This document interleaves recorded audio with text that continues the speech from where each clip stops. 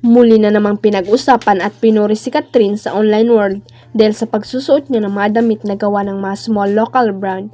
Bukod nga sa pagtangkilik sa mga local fashion designer, gustong-gusto rin kasi ni Catherine na tulungan yung mga bago at maliliit na clothing lines sa bansa. Puring-puri ng mga netizen ang ginagawang ito ni Catherine. Trending nga sa X at TikTok na ang aktres dahil maging ang mga may-ari ng nasabing clothing brands ay tuwang-tuwa at super thankful sa gesture na iyon ng Asia's phenomenal superstar.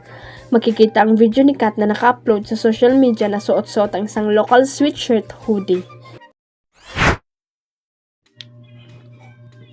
Iba-iba ang reaksyon ng netizen ng ibandera ng dating Pinoy Big Brother 737 housemate na si Ryan James Bacala sa buong universe na isa na siya ngayong girl lalo. Sa mga nakalimot na, si Ryan ang binansagang Kid Sunshine ng Cebu sa naturang reality show ng ABS-CBN na umere noong 2015. But now, hindi na siya si Ryan. Mas kilala na siya ngayong bilang si Ryan Bacala at in fairness, babaeng-babae na ang raurahan niya ngayon.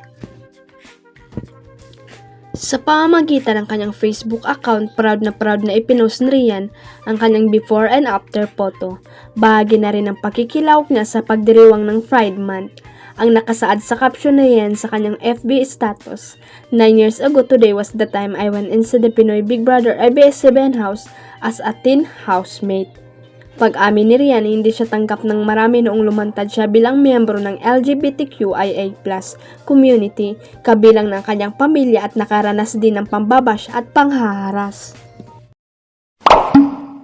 Huwag kalimutang i-click ang subscribe button at i-ring ang notification bell para sa latest at legit chika updates.